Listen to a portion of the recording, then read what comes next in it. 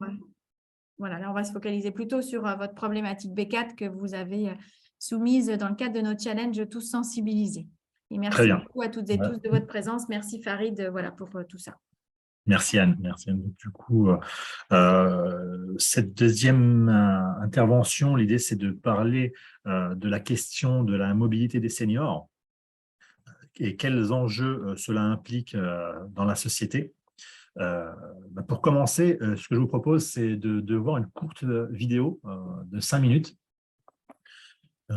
Du coup, j'étais en train d'en produire une, mais j'en ai trouvé une vraiment bien faite de la part de la sécurité routière et qui reprend vraiment les éléments et les enjeux aujourd'hui. Et je vais vous partager mon écran et ensuite on abordera les questions de prise en compte ou de corrélation avec d'autres sujets qu'on a évoqués tout à l'heure.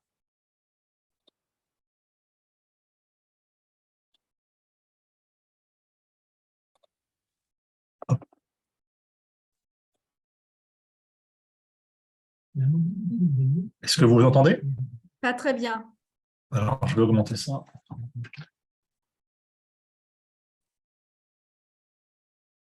Et là, c'est mieux? Pardon, oui, ça allait. Population des seniors. On parle d'aînés, de seniors, mais de qui parle-t-on exactement?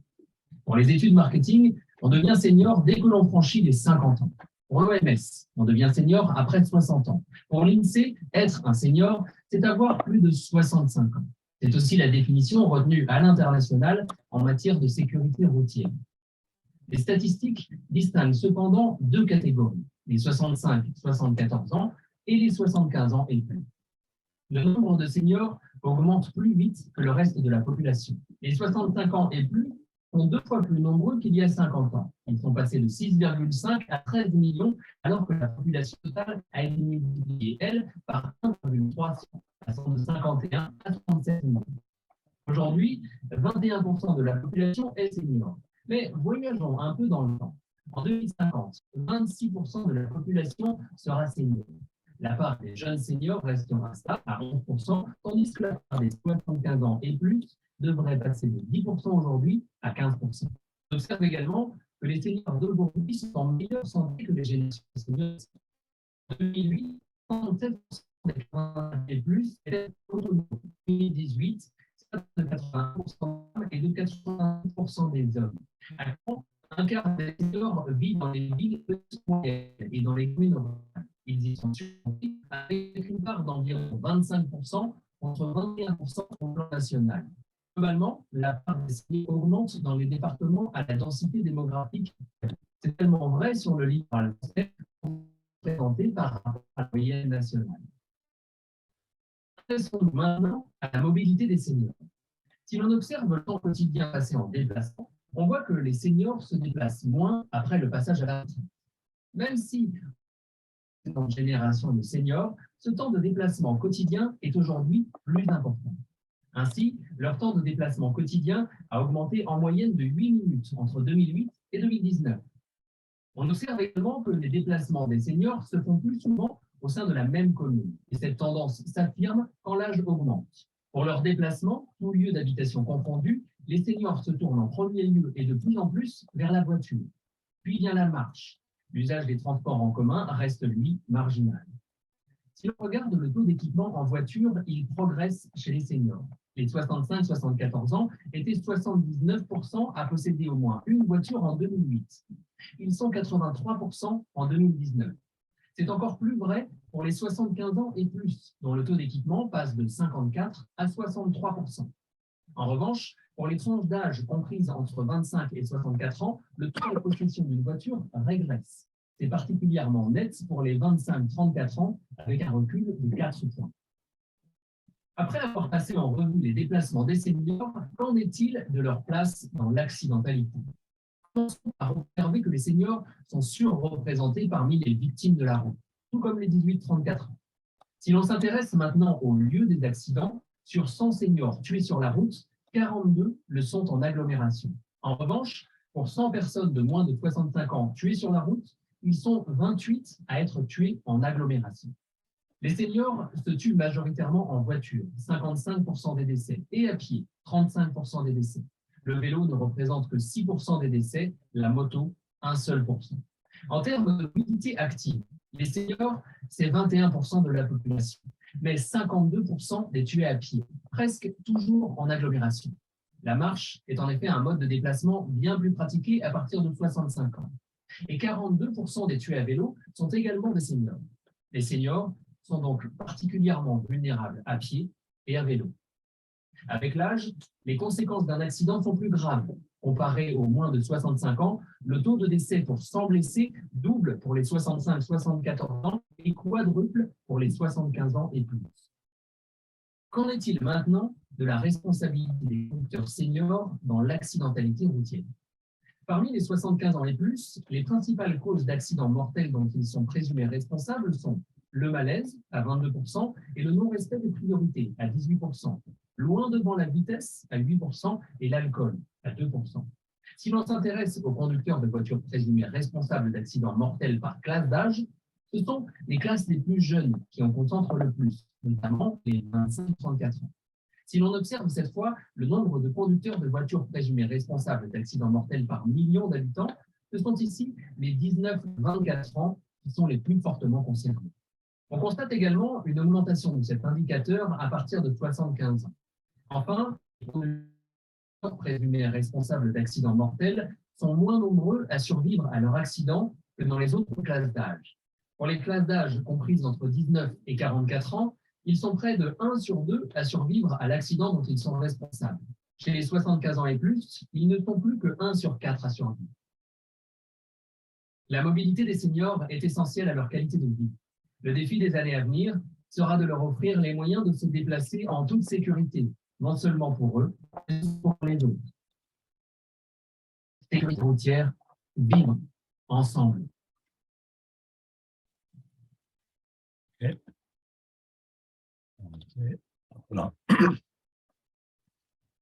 Donc, bon, la deuxième partie de la vidéo était peut-être un peu anxiogène par rapport aux statistiques liées au décès, mais bon, c'est la sécurité routière, donc c'est important de recadrer ça, donc c'est normal qu'ils en parlent, mais c'est aussi intéressant à prendre en compte dans le sens où quand on parle de mobilité, cette mobilité, elle a évolué ces dernières décennies. Comme on l'a vu dans la précédente présentation, les progrès en médecine, l'avancée en sciences font que l'allongement de la vie progresse de décennie en décennie et que les personnes vieillissent en meilleure santé. Donc, du coup, cela permet plusieurs formes de mobilité, notamment pour les personnes âgées, qui ont du coup tendance à conduire jusque de plus en plus tard dans leur vie. Bien que cela implique aussi les questions de fatigue ou de baisse de l'activité visuelle et de l'allongement des temps de réflexe. Donc là, on parlait surtout des véhicules parce que c'est de mobilité des seniors. Toutefois, la question notamment des transports en commun ou la question du dernier kilomètre en particulier se pose beaucoup pour les seniors puisque ils ne les utilisent pas forcément les transports en commun parce qu'ils n'ont pas envie, mais parce que du coup, ils ne répondent pas forcément à leurs besoins. Déjà, à leur statut, à leur personne en elle-même de senior et en perte, même si elle est minime, de mobilité ou d'autonomie ou physiquement, on est en moins bonne santé quand on est avancé en âge, c'est logique. D'être à l'aise, peut-être tout simplement. Pardon ? Ou d'être à l'aise, peut-être tout simplement. Voilà, et également d'être à l'aise, c'est tout à fait ça également, de bien-être. Donc, ça nous, justement, projette sur d'autres questions de bien-être, d'autonomie et bien entendu d'isolement des seniors. Puisque comme beaucoup de seniors ne sont pas forcément à l'aise avec ces modes de mobilité, quand ils ne conduisent pas ou quand ils ne peuvent plus conduire, eh bien, du coup, ils ne sortent plus ou plus beaucoup de chez eux. Donc, tout à l'heure, il y avait une question d'un étudiant sur la corrélation entre isolement social des seniors et leur manque de mobilité. Oui, c'est clairement le cas. Du coup, c'est l'enjeu principal en fait, de la mobilité, c'est de limiter l'isolement des personnes âgées. Donc, cette mobilité, elle est essentielle pour permettre aux personnes âgées de conserver une bonne santé physique et mentale. Ça, c'est important à avoir en tête, en ville comme à la campagne. Les seniors doivent pouvoir se déplacer pour faire que ce soit des achats ou aller dans des commerces ou tout simplement maintenir des liens sociaux.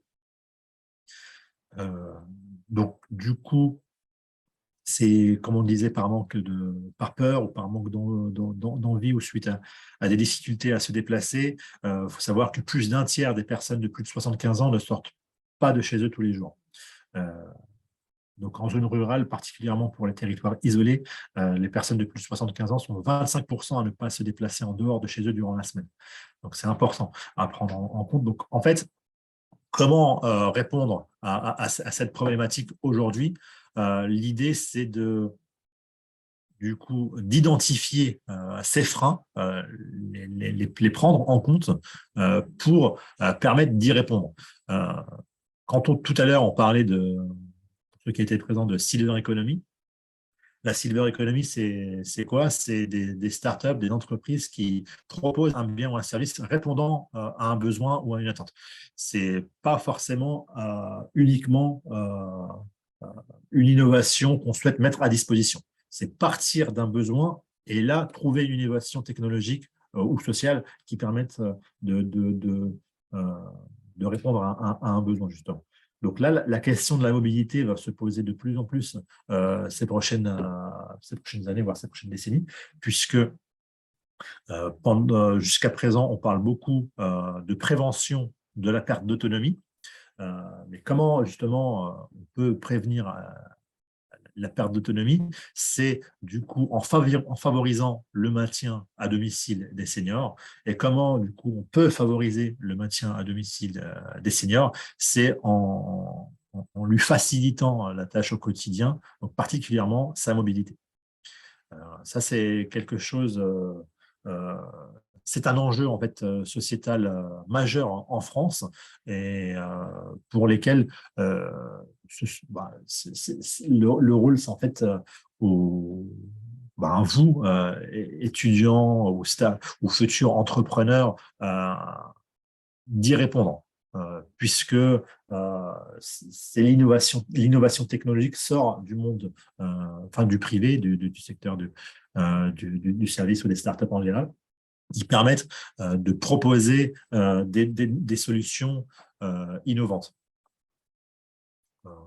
Voilà, grosso modo, un petit peu le cadre de cette problématique. Est-ce qu'il y a du coup des questions, des interrogations par rapport à ce sujet-là? Oui, j'ai vu une main se lever. Michel. Oui, bonjour. Bonjour.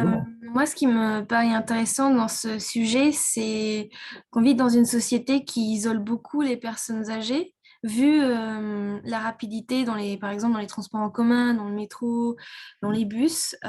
Donc, pour moi, ça serait important aussi de penser à un moyen de les aider sans les isoler encore plus de la partie de la société qui correspond, par exemple, à nous, les jeunes d'entre 22 et 24 ans qui utilisent les transports tous les jours, parce que je pense que c'est important aussi pour eux d'interagir non seulement avec des personnes déjà seniors, mais de sortir de cet isolement pour voir un peu comment fonctionne la vie quotidienne. Ça leur fait du bien, c'est mieux pour eux.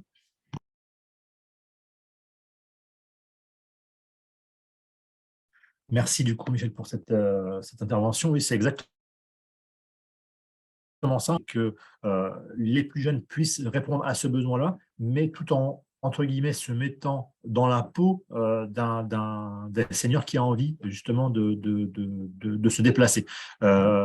Puisque les questions d'isolement sont aussi, l'isolement social, c'est aussi le fait de ne rencontrer personne ou très peu de personnes en dehors de de son premier réseau. Et plus on avance dans l'âge, moins on rencontre de personnes. Donc, l'idée, c'est aussi de favoriser, favoriser les échanges et le lien de ce qu'on appelle intergénérationnel. Et l'intergénérationnel est une question aussi très importante, que ce soit dans l'habitation ou que ce soit dans d'autres sujets. Et la question de la mobilité peut être vue sous l'angle de l'intergénérationnel, en effet.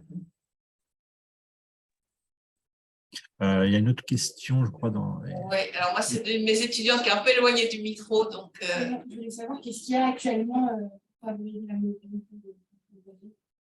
Ah. Qu'est-ce qui existe déjà pour favoriser la mobilité des personnes âgées?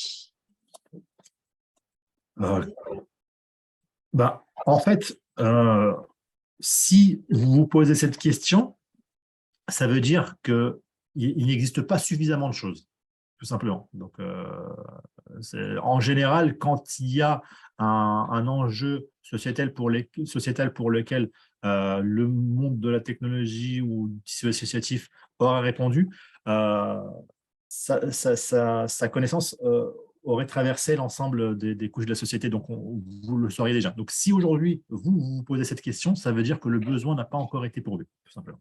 Donc, il existe très probablement des innovations technologiques pour répondre soit ponctuellement, soit au niveau local à ces questions-là, mais aujourd'hui, c'est encore assez comment dire, ça ne répond C'est marginal. pas à cet enjeu. Mais ça reste marginal. Est-ce que vous avez fait des études là, tous qui êtes présents, puisque vous vous intéressez à cette problématique? Est-ce que vous avez regardé un peu s'il y avait des choses qui existaient déjà et éventuellement comment elles pourraient être améliorées? Ou est-ce que vous avez interrogé autour de vous des seniors et pour savoir voilà, ce qui leur manque vraiment et ce qui pourrait les aider?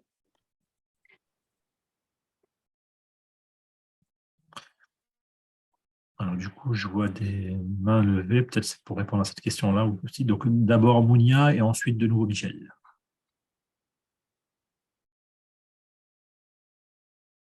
Mounia? Vous pouvez avoir du son, Mounia, oui. Votre micro est désactivé, Mounia. En attendant, Michel? Moi, par exemple, ce que je vois à Paris, mais après, bon, Paris, c'est un cas exceptionnel parce que c'est une ville qui bouge beaucoup. On fait tout ce qui est les bus avec des sièges spéciaux pour les personnes seniors, mais aussi des navettes. Ce qu'on appelle un bus navette, c'est quelque chose qui bouge juste autour d'un arrondissement pour qu'ils puissent aller, par exemple, faire des courses ou des choses qui sont près de chez eux. Après, je pense que bon, le problème avec les petites bus navettes, c'est que ça les isole parce qu'en vrai, c'est utilisé que par les seniors. Mais c'est vrai que c'est pratique quand ils sont tout seuls et ils ne peuvent pas avoir quelqu'un qui peut venir aider pour les courses, pour la pharmacie, les choses de tous les jours. Donc ça, c'est quelque chose que j'ai vu à Paris, en tout cas. Je ne sais pas ailleurs. Comme quoi, effectivement, du coup, c'est très local comme réponse que l'on peut trouver aujourd'hui. Et il y a peut-être des transports ces à la avantages, demande aussi. Mais c'est pareil, c'est vraiment ponctuel et puis ce n'est pas avec d'autres personnes. Pour le coup, il n'y a pas d'intergénérationnel ou de choses comme ça. Exactement. Et je pense vraiment que la question de l'intergénérationnel peut vraiment répondre à cette question de mobilité, dans le sens où ça répondrait notamment aux enjeux d'isolement social des seniors, mais pas que. Je vous invite aussi, pourquoi pas, à réfléchir sur la question de l'habitat intergénérationnel, où de plus en plus de modes d'habitat prennent justement en considération ces enjeux d'intergénérationnel. Ça va soit à l'échelle de la résidence où on a des appartements dédiés aux seniors, mais on incite aussi à la mise à disposition d'appartements pour des personnes beaucoup plus jeunes, pour faciliter, voire même obliger à ce qu'il y ait une mixité et à ce qu'il y ait des échanges. Il y a aussi un mode différent où le senior, du coup, qui vit seul suite soit à la perte d'un conjoint ou d'une conjointe, ses enfants qui n'habitent plus ici, mettent à disposition une chambre pour un étudiant. Donc, du coup, ces questions d'habitat générationnel peuvent aboutir après à des questions de mobilité vues sous cet angle-là également. Donc, c'est vraiment un terrain assez vierge. Donc, ça serait intéressant de le voir sous le prisme, sous différents prismes, quoi. Mounia, on fait encore un essai? En fait, monsieur, excusez-moi, Ah, pardon, Michel. son micro, il ne fonctionne pas. Du coup, elle n'arrive pas à pouvoir baisser la main. D'accord, pas de souci. Si vous voulez, Mounia, n'hésitez pas à écrire votre question sur le chat. En attendant, on va voir s'il y a d'autres questions. Est-ce que dans la salle… Ouais. Ce que je voulais ajouter peut-être, Farid, par rapport à ça, c'est que j'ai en tête, mais j'arrive pas à retrouver leur nom, il y a au moins 2 associations qui font ces liens-là de trouver des chambres pour des étudiants chez des personnes âgées. Donc, et puis, dans la région lyonnaise, il y a au moins un projet d'habitat participatif comme les comment elle s'appelle? Les Baya Yaga, c'est pas ce nom-là en région lyonnaise, mais un habitat participatif dédié du coup pour les seniors. Donc, ils ont vraiment construit l'habitat. Alors, pour le coup, ils se retrouvent entre eux, mais il y a à la fois des valides et des moins valides, où ils ont construit un habitat vraiment adapté à leurs besoins dans la perspective du bien vieillir, quoi. Génial. Et faire des Je activités ensemble. vais vous mettre dans le chat un lien. C'est un webinaire que l'on a organisé en mars dernier sur l'habitat intergénérationnel avec l'intervention notamment d'un sociologue qui reprend toutes ces différentes formes d'habitat et des exemples concrets. À Lyon aussi, notamment, c'était assez marrant. Donc, du coup, je vous le mets. C'est une ressource que vous pouvez utiliser dans le cadre de votre réflexion. C'est vachement intéressant comme On est d'accord on a qu'Esmy, retranscrit à sur les l'écrit. chambres, ne règle pas le problème de mobilité. Là, c'était plutôt de la mobilité proche, du C'est coup, ça, oui. puisque en fait, les étudiants vont pouvoir accompagner les personnes âgées dans leurs courses, dans des choses comme ça, par exemple. Ça peut faire partie du deal. Oui, absolument. C'est exactement ça. En général, quand il y a, ça peut être sous cette forme-là. Oui. Du coup, l'étudiant ou le plus jeune donne de son temps, soit pour faire une activité avec le senior, soit pour l'aider à se déplacer pour faire des courses ou autre.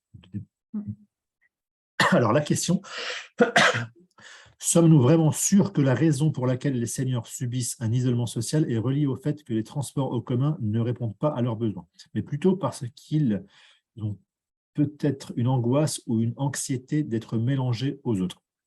Non, en fait, là, votre question, c'est plutôt pour savoir pourquoi les seniors n'utilisent pas beaucoup les transports en commun. Donc, ce n'est pas forcément lié à la question de l'isolement. L'isolement, c'est une conséquence de la non-utilisation par les seniors, une grande partie des seniors, des transports en commun. Mais pourquoi ils n'utilisent pas les transports en commun soit parce qu'ils ne répondent pas à leurs besoins, soit parce qu'il y a une angoisse, effectivement. Ça, j'ai envie de dire, après, ça dépend en fait du territoire. Si on est en agglomération ou en zone périurbaine ou en zone rurale, ça dépend du coup de pas mal de paramètres.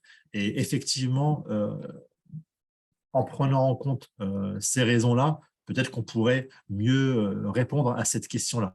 Donc, ce qui veut dire que les réponses apportées doivent être analysées.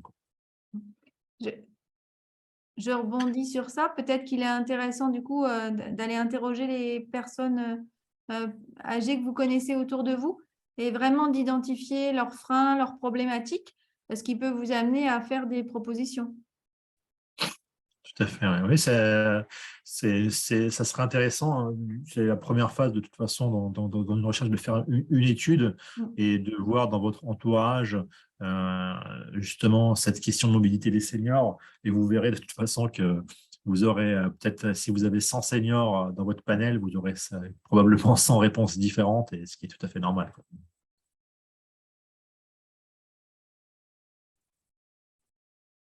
Farid, est-ce que vous pourrez nous donner le lien vers la vidéo aussi? Je pense qu'on va le mettre en Ah oui, ressource bien dans sûr. le Padlet aussi. Absolument. Je veux le faire Est-ce tout qu'on de a suite. répondu à toutes les questions? Ingrid, j'ai vu une question sur Powtoon. On n'avait pas prévu que vous nous demandiez du coup d'utiliser Powtoon aussi vite, les étudiants, mais on va s'en occuper. Et il y a un blocage parce que normalement, tout est indiqué sur les infos. En fait, ils ont demandé le lien. Hein. Ce qui se passe, c'est qu'il y a au moins 2 groupes qui ont demandé le lien et ils ne savent pas quand ils vont avoir la réponse. D'accord, ils ont demandé le lien sur le Gmail ou directement OK, oui, j'ai vu. OK, j'ai vu. On est en train de s'en occuper parce qu'on avait prévu de le mettre à disposition un peu plus tard en fait. Par rapport. Mais OK, si vous êtes déjà hyper avancé comme ça, il n'y a pas de problème. On ne s'est pas débordé. OK. Ça marche. Il y a combien de groupes là du coup? J'ai plus en tête 2. Il y a 4 groupes en tout. Hein. Non, mais je veux dire qu'ils ont demandé le lien. Pardon. Il y en a 2 au moins. Hein. OK, ça marche. OK. Oui, j'ai en tête qu'il y a 4 groupes. OK, on s'en occupe. Pas de problème. Merci de votre proactivité. Nous, on bosse dessus cet après-midi. OK, d'accord. OK, je vais essayer de voir ça avec Mickaël du coup. OK, ça marche. Est-ce qu'il y a encore d'autres questions liées à la problématique? En tout cas, c'est vraiment un enjeu important. Je sais que vous avez pas mal de problématiques qui peuvent être traitées dans le cadre de ce projet-là. Celui-ci est d'importance puisque non seulement c'est un besoin aujourd'hui non pourvu, mais vous pourrez vous-même en profiter dans 20 ou 30 ans. Donc, du coup, ça concerne vraiment tout le monde aujourd'hui ou demain. Là, on est obligé de se projeter, effectivement. Hein, on va tous passer par là. OK. Est-ce que vous avez encore des questions ou des remarques pour tous les participants et participantes que je remercie beaucoup? Merci beaucoup. Merci à vous. Merci. Merci à vous pour votre écoute et pour les échanges et du coup pour votre disponibilité, puisque c'est vrai qu'aujourd'hui, comparé à il y a 20 ans, on sent plus d'appétence ou de concentration ou de curiosité de la part des publics les plus jeunes, des étudiants les plus jeunes, sur ces questions du vieillissement des populations. Ce n'était pas le cas, hein. La société était différente il y a 20 ans, mais c'est vraiment bien que du coup, vous puissiez travailler sur ce type de projet-là. Et ça, c'est aussi un indicateur important de la bonne santé d'une société. On parle beaucoup on critique beaucoup aujourd'hui, si on écoute un peu trop la télé, la société sous différents aspects, mais un de ces indicateurs pour lesquels on peut être le plus optimiste, c'est l'engagement des plus jeunes sur les sujets sociétaux majeurs. Donc, merci à vous en tout cas. Et merci beaucoup, Farid. Merci Anne pour l'invitation, c'était un plaisir et n'hésitez pas à l'avenir s'il y a besoin d'intervenir sur ce sujet-là ou d'autres. Et si vous voulez plus d'éléments pour le colloque ou les différentes interventions de Futurage, je pourrais vous donner les informations aussi ou faire le lien avec… Ah oui, vous êtes bien entendu les bienvenus à tous nos événements, que ce soit au colloque en présentiel ou si on organise des webinaires, je n'hésiterai pas à vous transmettre les informations. Merci beaucoup à vous. Si certains souhaitent et sont intéressés par une autre problématique, vous pouvez rester. Infiniment merci Farid. Merci beaucoup à toutes et tous et très bonne journée. Continuez. N'oubliez pas, s'il vous plaît, les questions de droit à l'image. Merci beaucoup de votre prise en compte. Au revoir, bonne journée, à bientôt. Au revoir, bonne journée.